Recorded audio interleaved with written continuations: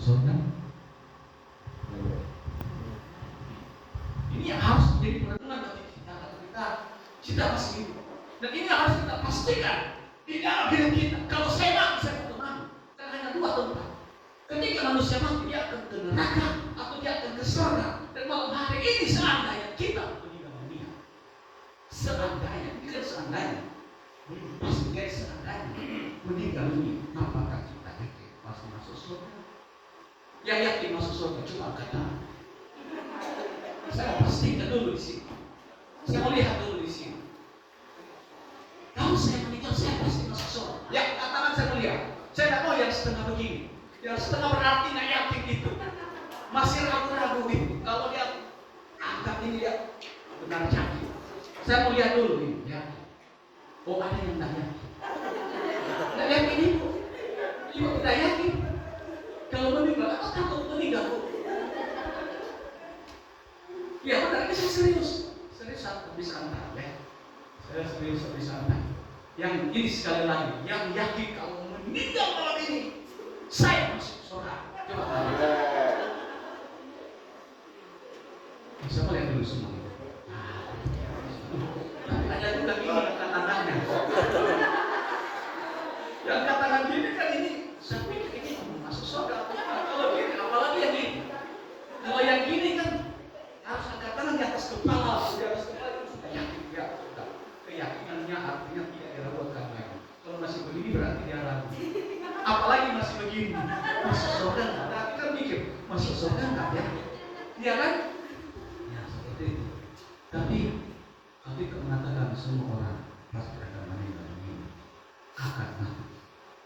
Nah, jadi saya tanya kepada saudara, saya ingin pastikan. Sepertinya saya serius, tapi saya santai tapi serius.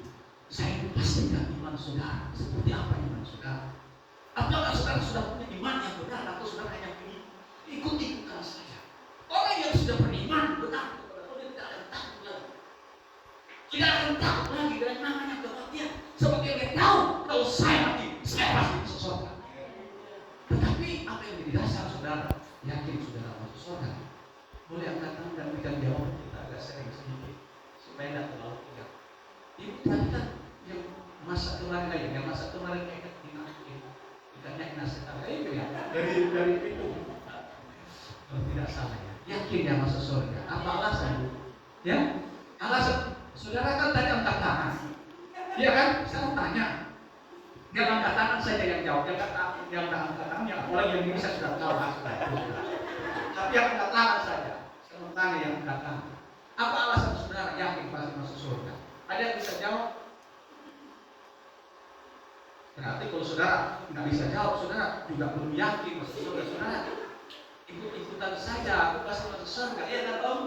Iya kan Pak ya? Nah, iya. Saudara harus tahu dari hati saudara. Kalau saya mati saya pasti masuk surga. Nah, yang jawab saya dan lagi bisa bertanya satu-satu ini sampai besok kita ibadah. Tidak apa-apa Bapak Ibu. Karena memang saya biasa itu kalau bicara benar-benar lama.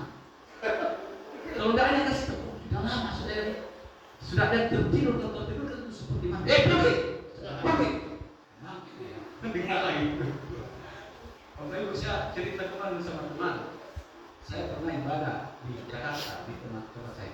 Saudara tahu berapa jam kami ibadah? 3 jam. 3 jam. Tahun yang lalu 3 jam kami ibadah. Tapi tidak ada yang tertidur.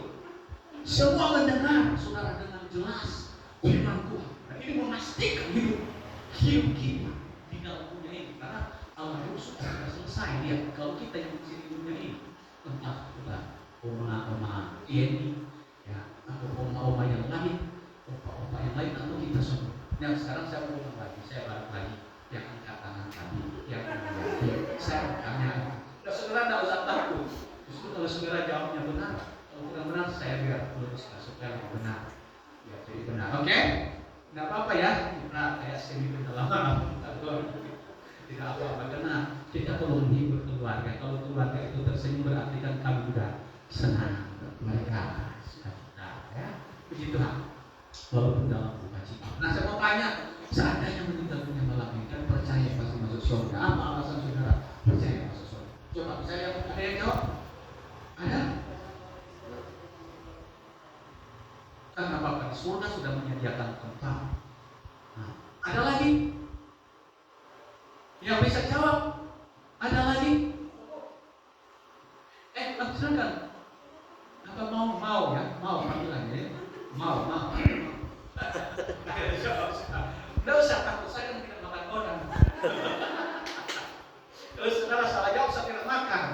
Ya kan? Supaya kita ini kan katanya anak Tuhan. Kan kita supaya anak Tuhan harus tahu juga kebenaran. Maksudnya benar, iya kan?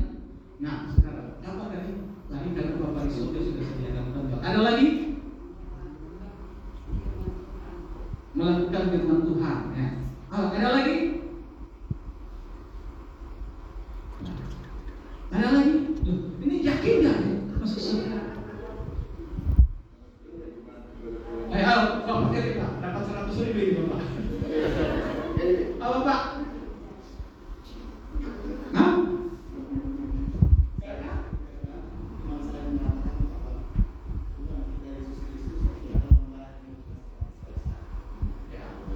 Karena iman ya kepada Tuhan Yesus. Oke. 100.000 ya? Oh, semua pendeta ini.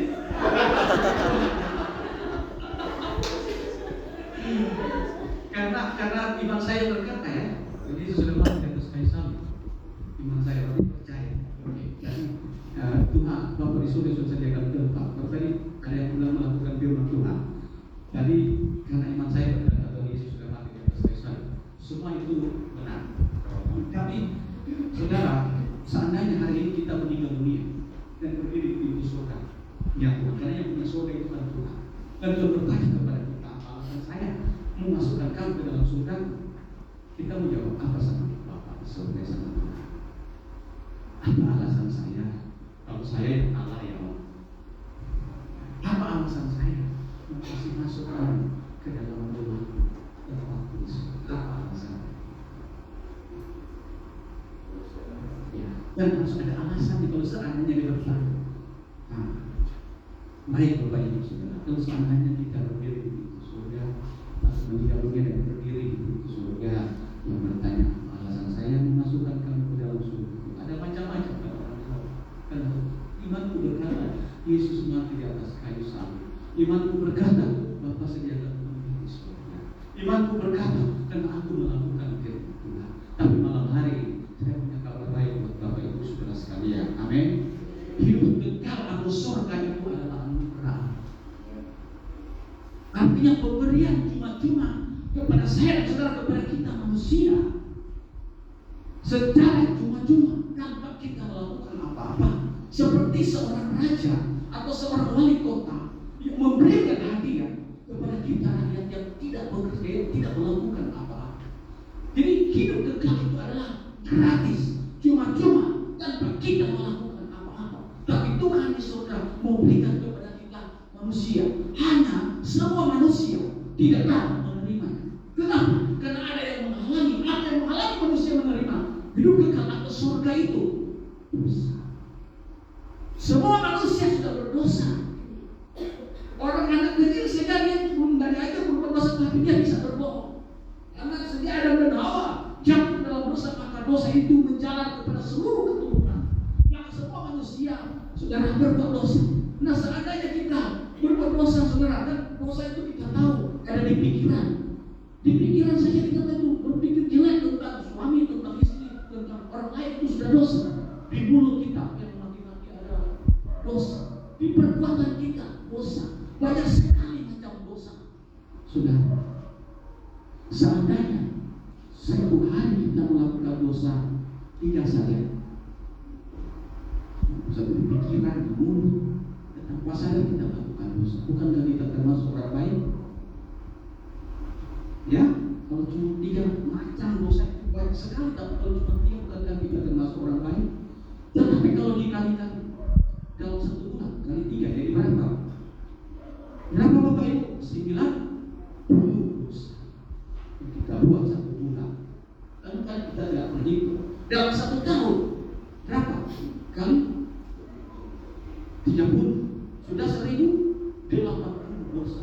Ya sudah 1.000 saja saya kasih bulan saja 1.000. Kita begitu berapa tahun dalam dunia ini?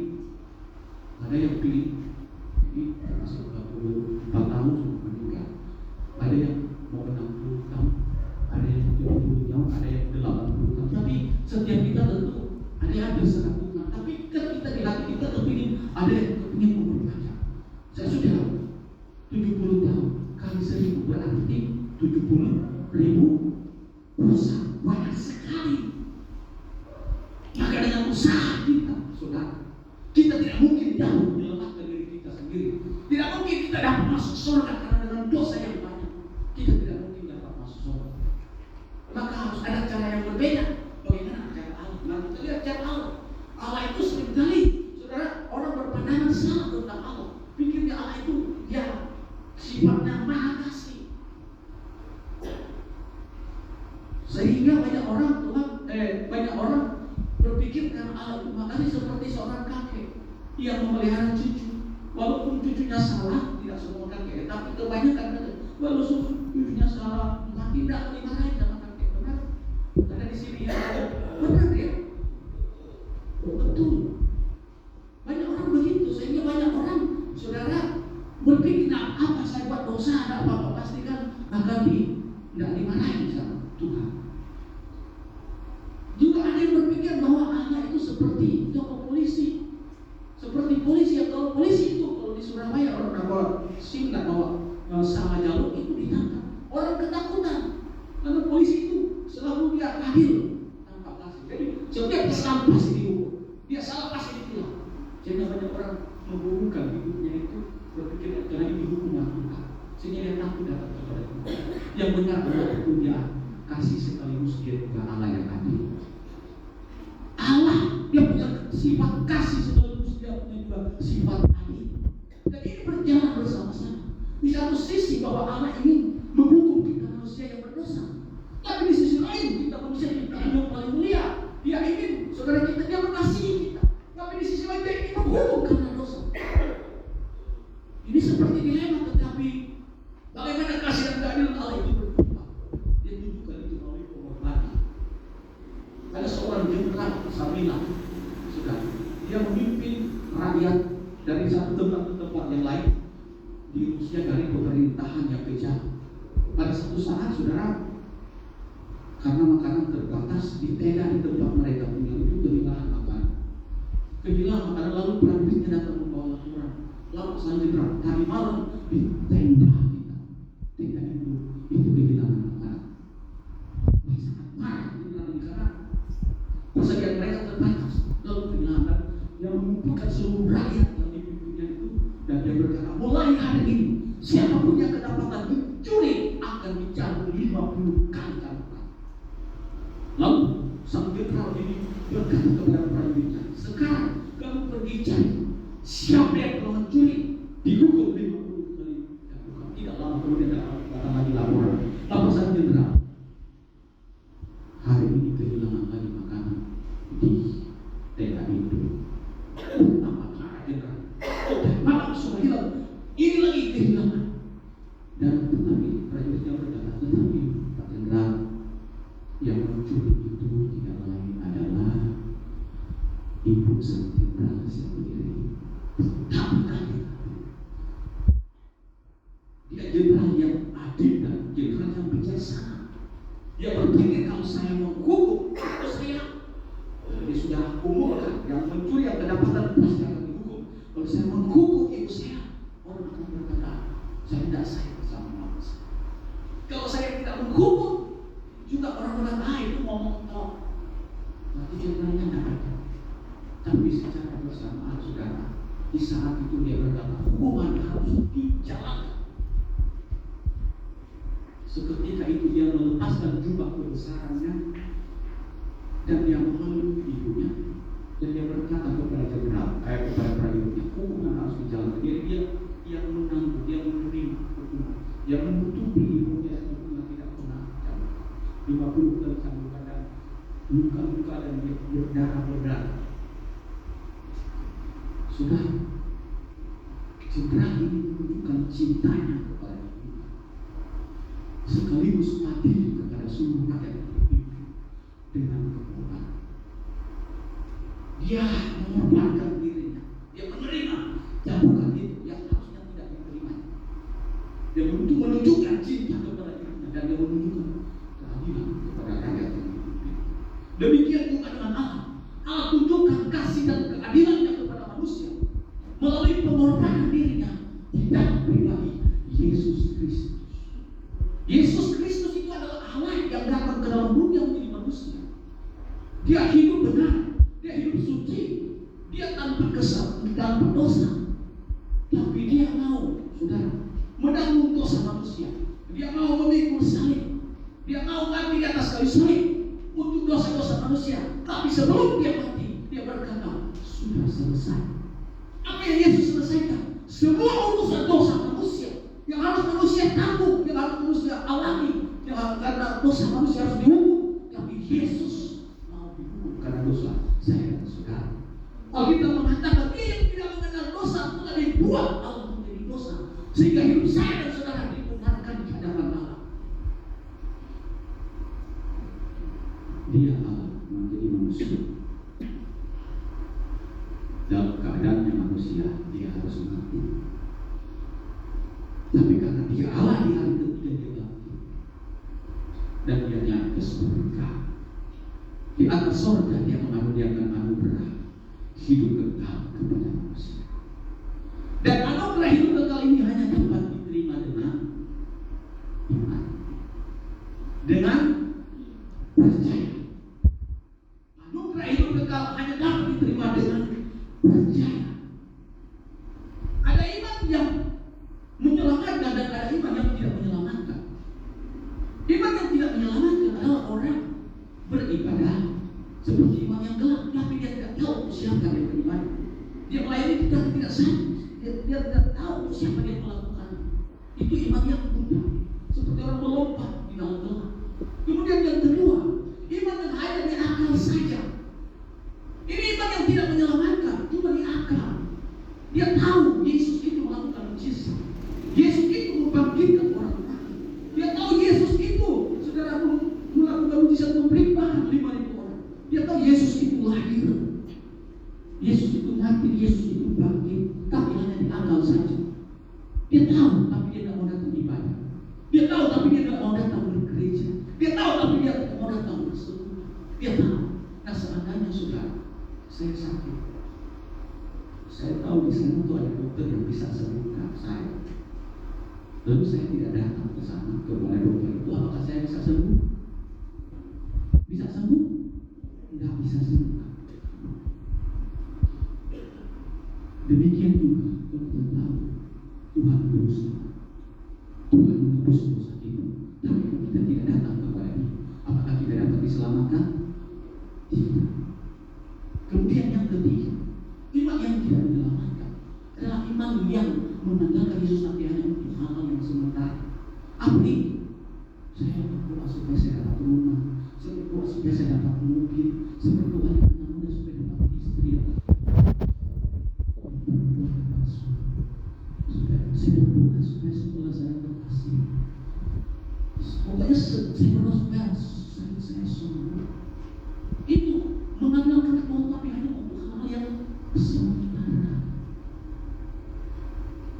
Iman yang benar dan yang menyelamatkan adalah percaya kepada Yesus, mengenal siapa Yesus, dan mengandalkan Yesus saja setiap hari untuk masuk kepada dalam hidup mereka. Amin. Jadi iman yang benar, iman yang menyelamatkan, iman yang membawa kita pada surga yang kekal bersama Bapa di rumah Bapa di surga. Saudara, itu adalah iman yang percaya kepada Yesus, mengenal Yesus dan mengandalkan Yesus saja setiap hari untuk kita masuk dalam hidup yang kekal. Kalau kita punya iman yang demikian, kita dapat apapun yang terjadi dalam Tuhan datang, Yesus akan berubah. Saya mau berani hari ini besok, kapan saja saya tahu saya akan masuk surga. Amin. Dan iman saya kepada Yesus bukan iman melompat dalam gelap, bukan iman yang buta, bukan hanya saya tahu siapa Yesus, bukan hanya saya berdoa minta segala yang bisa butuhkan dalam dunia ini. Itu tidak salah, Bapak Ibu, tidak salah.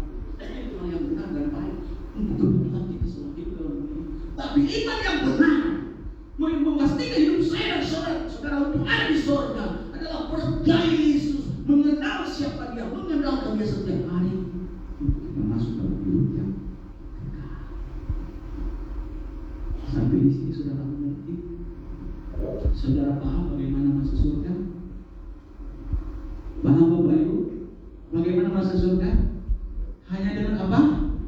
Iman yang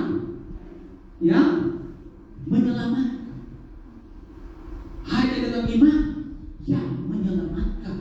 Tidak bisa masuk surga. Saudara boleh percaya Yesus berikan saya makanan hari ini, Yesus bisa sembuhkan hari ini. Tapi kalau kau tidak mengenal siapa Dia, juru selamat yang menjadi andalan saudara setiap hari, maka kita bisa masuk surga. Tapi iman yang benar yang menyelamatkan adalah kita mengenal Yesus, percaya Yesus, mengandalkan Yesus setiap hari untuk memperoleh hidup yang kekal. Amin. Kalau saudara ragu dan iman kepada Tuhan Yesus, iman yang belum pada gelap, belum pada tapi berada di tinggi. Kalau imanmu hanya di pikiran saja Yesus itu selamat, Yesus itu melakukan mujizat, Yesus itu bisa menyembuhkan, atau Yesus itu bisa memberkati. Iman yang hanya sementara, Yesus itu bisa memberikan rumah, menyembuhkan sakit saya. Itu iman yang sementara. Malam hari saudara harus pastikan iman yang benar, yaitu percaya dan mengandalkan Yesus saja sebagai Tuhan dan Juru Selamat untuk masuk dalam hidup yang kekal. Amin. Saya ingin berdoa bagi saudara. Kalau saudara punya iman yang benar, nanti saudara boleh tutup saya. Saya mau berdoa, saudara boleh tutup mata dan saudara yang kenal pribadi saudara masing-masing. Saudara yang tahu kehidupan rohani imanmu, malam hari kita semua berdoa, Bapa di surga, dalam nama Tuhan Yesus, biarlah Tuhan firman Tuhan, Injilmu didengar oleh semua, dan sejauh suara ini terdengar dalam mereka juga dijamah oleh kuasa Roh Kudus, mereka dijelikan mata iman mereka, sehingga mereka memiliki iman yang benar kepadamu sebagai Tuhan dan Juru Selamat dan hidup yang menyediakan surga bagi setiap yang percaya kepada dalam nama Tuhan Yesus Kristus. Dan saudara yang memiliki iman yang benar, saudara boleh bisa berdoa. Ya Allah di surga, aku datang kepadamu. Saya mengaku saya orang berdosa. Ampuni semua dosa saya. Sucikan saya dari segala dosa-dosa saya. Saya membuka hati saya. Masuklah di dalam hidup saya. Jadilah Tuhan dan Juru Selamat pribadi saya.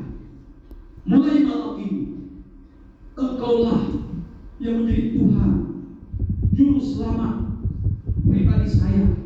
Angkatlah hidup saya setiap hari sampai Engkau membawa saya masuk di surga-Mu yang kekal.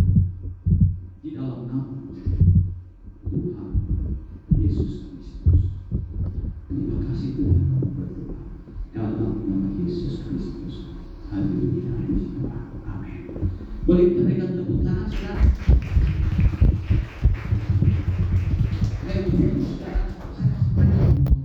Masih mau dengar saya khotbah? Tidak apa-apa ya, karena ini malam terakhir ya. Mungkin hari lain saya tidak tahu. Ya baik Bapak Ibu Saudara. Jadi sekarang saya mau tanya lagi kepada kita. Saya di malam ini kita nanti ke dunia. Apakah kita sudah yakin masuk surga? Mari kita angkat tangan kalau kita sudah yakin.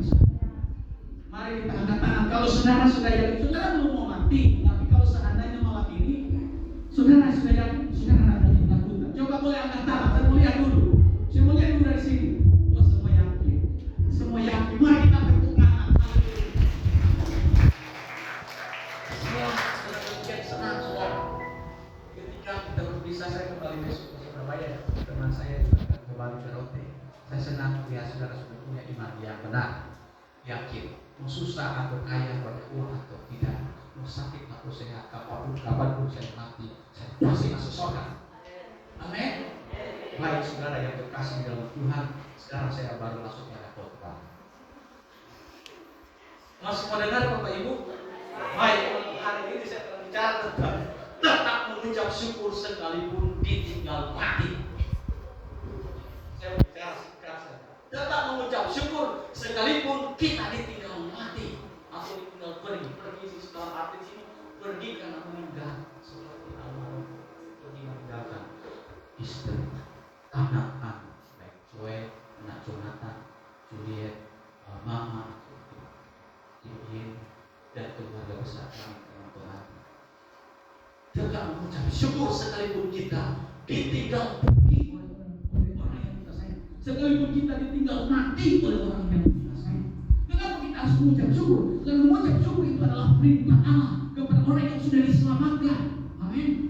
Kepada perintah Tuhan kepada semua kita sebagai anak-anak Tuhan. Kalau kita mengatakan mengucap syukurlah di dalam segala hal, sebab itulah yang dikehendaki Allah di dalam Kristus Yesus bagi saya, bagi saudara, bagi kita semua. Itu di 1 Tesalonika pasal 5 ayat 18. Mengucap syukurlah dalam segala hal, sebab itulah yang dikehendaki Allah di dalam Kristus Yesus bagi saudara, bagi saya, bagi kita semua. Jadi mengucap syukur itu adalah perintah Allah bagi setiap kita yang ada di dalam Tuhan. Amin. Kita harus mengucap syukur. Keluarga harus mengucap syukur, karena mengucap syukur itu adalah perintah Tuhan. Banyak orang mendapat mengucap syukur waktu ulang tahunnya, waktu mendapatkan uang. Apa sih itu mengucap syukur? Mengucap syukur itu artinya kita menyampaikan terima kasih. Nah, di sini anak-anak kalau terima sesuatu kepada orang tua, terima kasih, masih bilang terima kasih atau terima langsung pergi. Ada si anak kecil ini ada masih bilang terima kasih ya? Kasih uang bilang terima kasih ada masih atau ini uang itu begitu. Anak yang benar itu ya terima kasih mama, terima kasih Tuhan, terima kasih om, tante, begitu. Terima. Mengucap syukur karena kita berkata terima kasih. Malam hari ini pun kalau kita masih ada, kita bilang Tuhan terima kasih. Boleh kita bilang Tuhan terima kasih. Semua kita bilang Tuhan terima kasih. Ya, dalam segala hal, mau sakit, mau susah, mau ada uang, tidak ada uang, ya dalam mengucap itu karena Tuhan yang benar. Terima kasih. Yang kedua, kita harus mengucap syukur kan di dunia orang mati tidak ada lagi berkata terima kasih, tidak tahu apa-apa ya. Dan kalau saya baca di dalam Yesaya pasal yang ke-38 ayat 18, sebab dunia orang mati tidak dapat mengucap syukur kepadamu.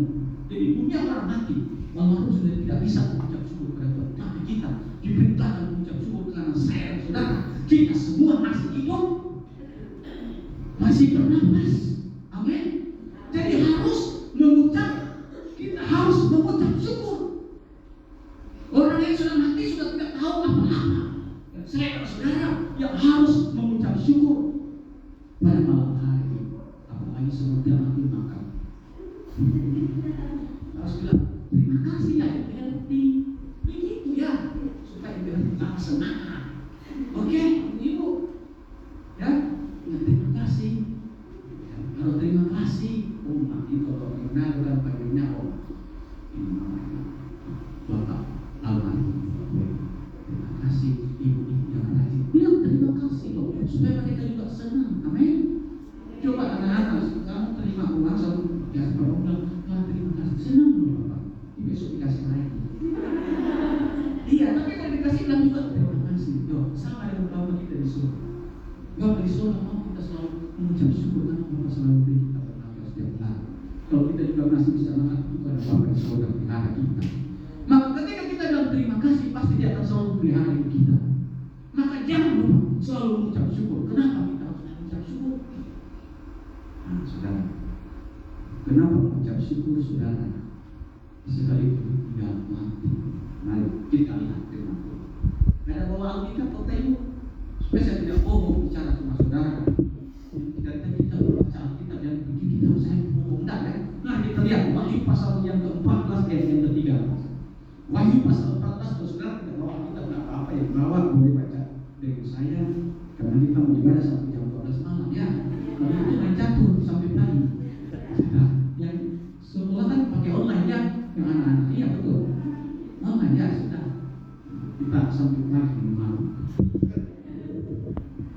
Sampai pagi. Baik, Wahyu pasal 14 ayat 13 kita baca sama-sama atau saya baca dalam nama Tuhan Yesus. Dan aku mendengar suara di surga berkata, tuliskan, berbahagialah orang-orang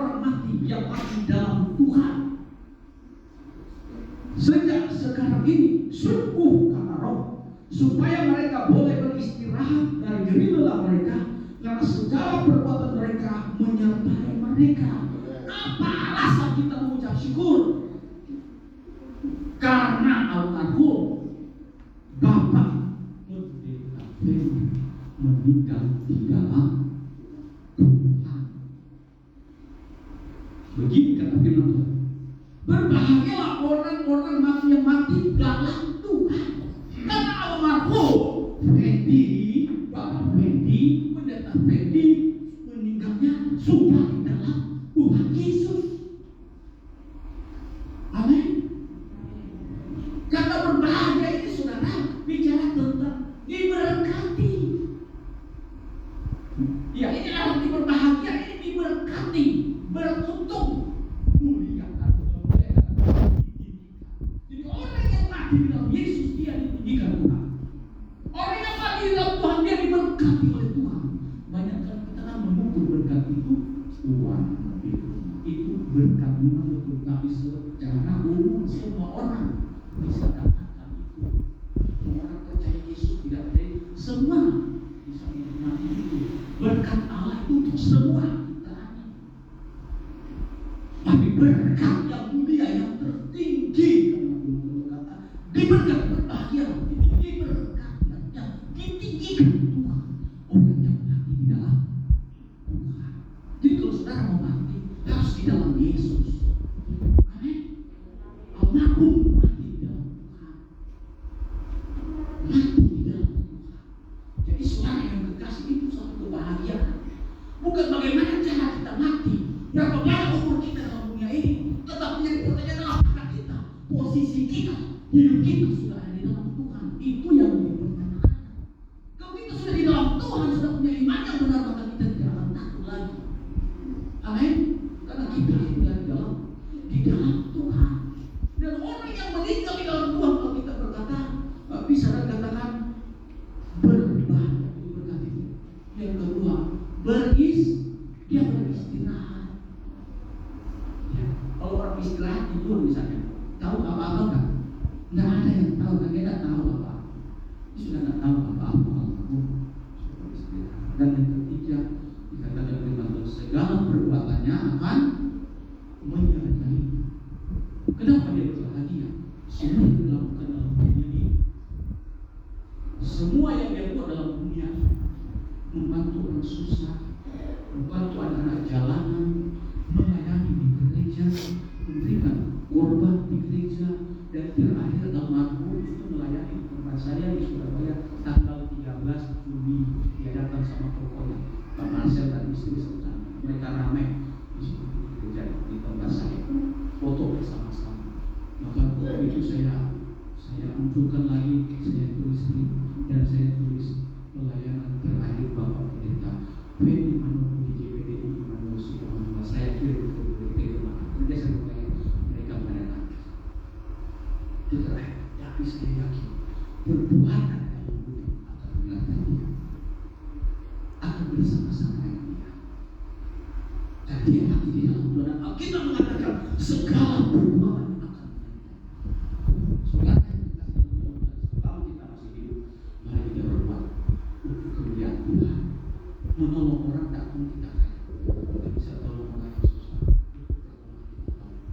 Kita bisa dipercaya oleh kita yang diri. Banyak hal yang kita dapat lakukan pada segala perbuatan kita akan. Ketika selesai hidup batas dari Tuhan dalam dunia ini, itu akan menyertai kita. Amin. Kan kita yakin semua pasti masuk surga. Amin. Ya, saudara bekerja semua di sini ya. Ya Bapak Ibu, ya bekerja semua ya, kecuali mungkin anak-anak pun sudah diajar bekerja di rumah cuci piring. Semua orang yang bekerja selalu akan mampu. Kita yang melakukan sesuatu dalam dunia ini, Tuhan kita akan terima upah juga. Maka kita mengatakan segala perbuatannya akan menyertai. Apa yang dilakukan di dalam dunia ini, dia akan terima upah di surga. Amin. Maka jangan berhenti kalau saudara diajak melayani di gereja, saudara lakukan. Dan saya berdoa supaya keluarga juga terus melanjutkan. Jangan berhenti. Saya sering kali ngomong sama beliau, saya istilahkan kegembala. Ya, bilang di PDF saya dulu. kita masuk Jawa Timur itu lagi. So, itu kami pelayanan keliling bakti sosial, bantu bagi berkat.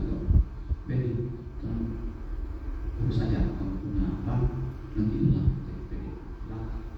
Sudah, tapi banyak kan saya tahu, kamu jadi apa yang dia tahu, bukan yang dia tahu, yang dia bilang ke saya. Ya biasa kalau panggil saya bukan nanti cuma ujungnya saja, cil, karena nama saya cil. Saya ini kayaknya bukan panggilan Tuhan. Saya ini biarlah saya begini katanya. Artinya dia melayani, tapi dia juga menjalankan usaha. Jadi sudah. Cuma saya ingat dia. Saya sering panggil dia brother, saya sering kadang dia panggil adik, saya brother. Yang untuk dekat sudah saudara lagi gitu. Brother, sudah tidak apa-apa. Memang kamu panggilannya ada di dunia bisnis kan. Tapi satu hal saya bilang, jangan tinggalkan pelayanan. Kalau kamu percaya kepada siapa melayani firman Tuhan, kerjakan itu. Iya. Jadi kita saya di gereja kadang sama ibu yang tidak datang, sama anak-anak yang kerjakan. Karena dia memang sudah menempuh pendidikan Alkitab, jadi saya jangan tinggalkan. Walaupun memang kamu rasa kamu panggilan,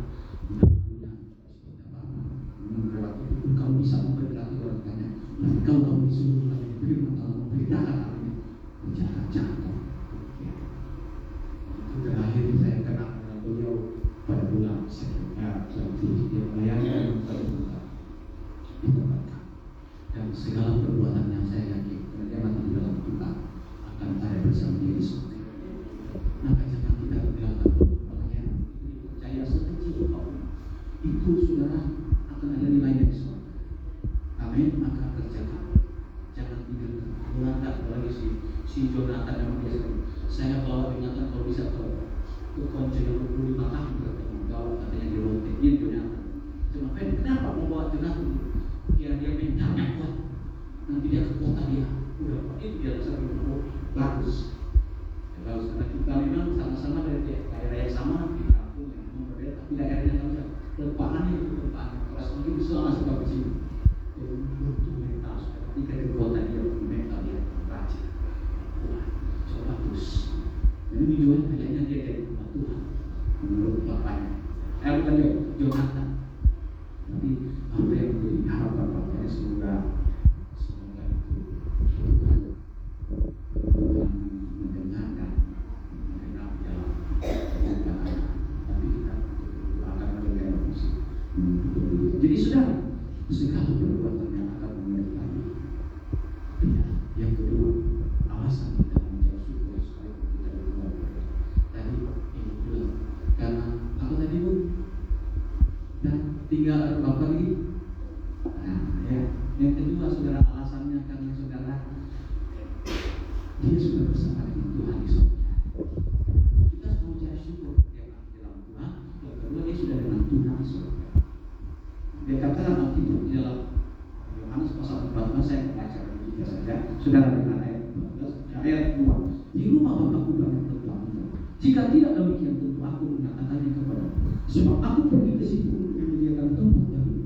Dan apabila aku telah pergi ke situ dan telah menyediakan tempat bagimu, aku akan datang kembali dan membawa kamu ke tempatku, supaya di tempat di mana aku berada, kamu pun berada. Alasan kita mengucap syukur, walaupun ditinggal pergi, ditinggal mati, karena dia sudah dengan di tempat yang damai, tidak ada penderitaan lagi, kalau selama-lamanya bersama dengan Tuhan.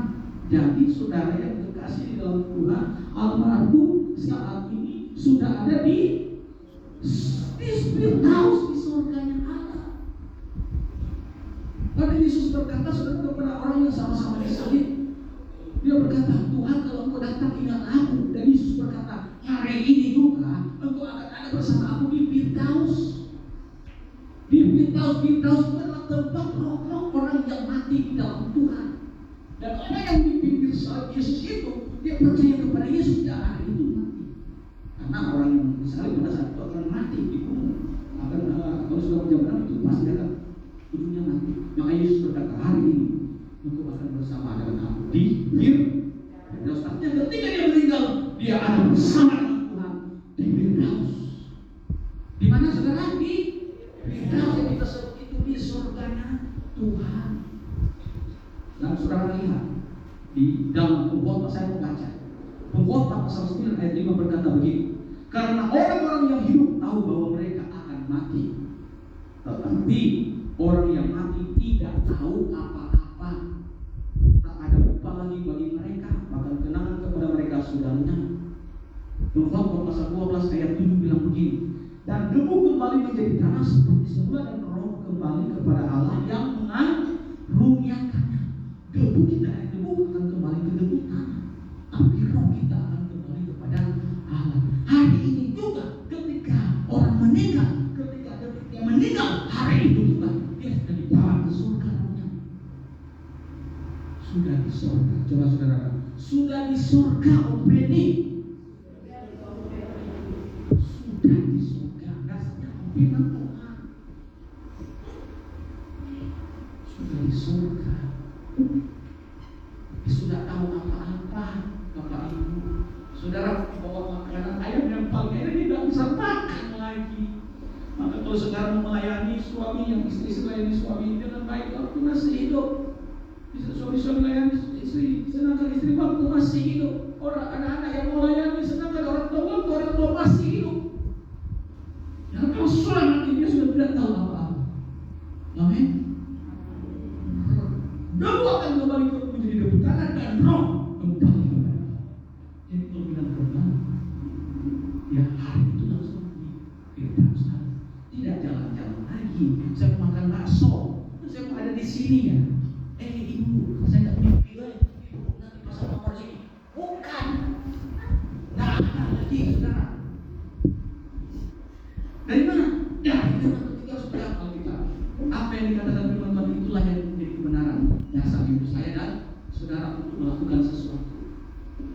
Ada kan orang begini, saya, ya oh itu dia masih di sini keliling-keliling. No, Alkitab bilang begini, firman Tuhan berkata hari ini waktu ada bersama aku di Firdaus. Maka dia tidak berlayangan lagi, tidak, dia sudah ada di surga. Kalau yang berlayangan kalau waktu di mimpi itu, oh itu open. Bapak Ibu, kan kita biasa tidak selalu datang dengan wajah yang menakutkan, tidak. Tapi Alkitab mengatakan dia menghibur kami. Semua yang tak mengerti sekarang yang mengerti. Amin. Waktu orang mati ada dua saja. Dia akan di Hades. Ada dua tuh, satu Hades, satu Firdaus. Hades itu orang yang mati di luar Tuhan, tempatnya ada di situ. Yang kedua Firdaus. Firdaus itu orang yang mati seperti almarhum Bapak Pendeta Beni. Dia di Firdaus tempatnya. Langsung di sana ketika meninggal. Yang tadi dalam Tuhan yang percaya Yesus di Hades itu persiapan masuk neraka. Tapi yang di Firdaus masuk surga. Jadi dia tidak lagi gentar. Nggak bertayangan lagi, Bapak Ibu. Enggak. Jadi tidak usah kasih ayam lagi. Ada di sini kasih ayam buat dikubur sampai dimakan kalau ada. Terus saudara bawa apa lagi, bawa B2 atau bawa nanti sudah lima saya naik sampai diambil itu. Tidak tahu lagi. Betul tidak Bapak Ibu? Betul. Tadi kan kita sudah baca Alkitab. Kita harus percaya Alkitab Bapak Ibu. Bukan percaya Oma bilang dia masih di situ. Kan kayak dia masih jalan-jalan. Bukan. Kita harus percaya apa yang ditulis di dalam Alkitab. Saudara punya Alkitab semua? Punya? Baca tiap hari supaya saudara tahu. Tidak perlu saudara, oh ini bahasa Inggris. Tidak, itu bahasa Indonesia. Bahasa kampus ini mungkin ya. Saudara baca pakai bahasa kampus ini tidak salah. Ya. Jadi hari ini dia tidak ada di sini lagi. Ya. Kenapa orang oh dia masih di sini? Itu kepercayaan dulu. Sebelum ada firman Tuhan yang dikenalkan, orang percaya gitu. Di Jawa juga gitu. Ada malam ketiga, malam ke-7, malam ke-40. Kemarin tuh saya di sini teman saya nggak bisa memarahin dia, tapi Ini hari ke-100 istri saya, kamu bisa bantu saya mau marahin dia, tapi saya kasih saya bantu. Hari ke-100. Kenapa ada seperti itu? Ada bilang begini, Yesus kan 40 hari naik ke surga. Yesus itu beda, Bapak Ibu. Masih bisa makan ikan, masih bisa dimakan. Amin. Beda, jangan disamakan dengan kita manusia biasa. Yesus itu masih bisa diramah seperti yang bilang Pak Kepala. Masih bisa makan ikan. Yang manusia itu sudah makan. Jadi bedakan dalam itu. Kemudian ada berpandangan begini, berpercaya begini. Waktu meninggal, rohnya masih ada di situ. Hari pertama, hari kedua juga masih di sekeliling rumah. Terus hari ketiga, lalu masih ada di sekitar rumah. Lalu saya bilang, lalu hari ketujuh, hari ketujuh makin jauh dari rumah. Apa dasarnya? Lalu hari ke-40 dia makin jauh. Hari ke-100 makin hilang sampai hilang, katanya begitu. Apa dasarnya? Kita harus dasarnya harus firman. Ini datang itu untuk menipu, membuat ragu iman kita. Maka malam hari saya berdoa dalam nama Yesus, dan semua hati dan pikiran tunduk pada firman Allah. Supaya kita punya iman yang benar, yang suci dan tenang. Kamu punya iman yang suci. Maka mulai pada hari ini, kalau ada orang meninggal sudah di dalam Tuhan, sudah harus yakin dia sudah di dalam Tuhan. Ya, amin Bapak Ibu. Percuma kita merayakan besar-besar, bikin acara besar-besar, kemudian orangnya sudah tidak ada. Kalau masih ada, masih hidup dia bingung. Ada orang kan sudah mati, kalau mau potong apa itu tego, potong apa itu. Malam syukuran, besok apalagi malam. Di sini saja mungkin biar bisa dia sudah tidak ngerti Bapak Ibu. Saya kadang-kadang gitu, apa ini mau dari satu wilayah itu sudah ngerti. Tidak ada efeknya, tidak ada pengaruhnya lagi. Jadi waktu orang mati, rohnya langsung itu pakai Tuhan sediakan, bukan ditayakan lagi. Amin. Amin. Nah gitu, kita sudah dia sudah ada di surga. Alasan kita mengucap syukur yang terakhir karena kita yang masih hidup tidak ditinggalkan Tuhan. Amin. Coba bilang saya tidak ditinggalkan Tuhan. Bisa menentukan dan saya tidak ditinggalkan Tuhan. Boleh tidak? Saya tidak ditinggalkan Tuhan. Mari kita lihat 1 Korintus 10 ayat 13 berkata begini. 1 Korintus pasal 10 ayat yang ke-13. 1 Korintus pasal 10. 1 Korintus pasal 10 saudara ayat 13 dikatakan di 10 ayat yang ke-13. Pencobaan-pencobaan yang kamu alami ialah pencobaan-pencobaan biasa yang tidak melebihi kekuatan manusia, sebab Allah setia. Allah setia. Allah setia dan karena itu Ia tidak akan membiarkan kamu dicobai melampaui kekuatan. Ibu Yeni, keluarga besar, cobaan Tuhan izinkan, keluarga biasa saja. Coba saudara, biasa saja. Secara manusia sering, tapi Alkitab katakan biasa saja. Kenapa biasa? Karena Tuhan setia, artinya Tuhan tidak tinggalkan kita. Kalau bersama Tuhan, segala hal dapat sudah kita tahu. Amin. Tuhan setia. Artinya disatukan Tuhan terus setia. Tuhan tidak tinggalkan kita. Tuhan ada bersama kita. Kita memang sedih karena sekian tahun bersama-sama. Sedih, tapi dia kita katakan sudah bahagia, senang. Kita yang sedih. Tapi Alkitab mengatakan kita harus mengucap syukur walaupun di dalam hati. Kenapa? Karena Tuhan itu tidak tinggalkan kita. Yang kita sayang bisa tinggalkan kita, tapi Tuhan tidak tinggalkan kita. Dia ada bersama-sama dengan kita. Bahkan pencobaan yang kita alami itu biasa. Bahkan Tuhan bilang Aku akan memberikan jalan keluar. Masalah-masalah yang dihadapi, maka ada jalan keluar. Percaya pada Tuhan tidak dapat diri. Masalah dalam rumah tangga saudara, percaya Tuhan pasti kita jalan keluar. Saudara bersandar pada Dia, andalkan Dia, karena Dia Tuhan setia. Dia tidak meninggalkan hidup saya dan saudara. Karena itu terus kamu mengucap syukur, terima kasih Tuhan. Hari ini malam saya ada dan Tuhan juga ada di saya. Amin. Dia tidak meninggalkan kehidupan kita, milik Tuhan dan Tuhan memberkati.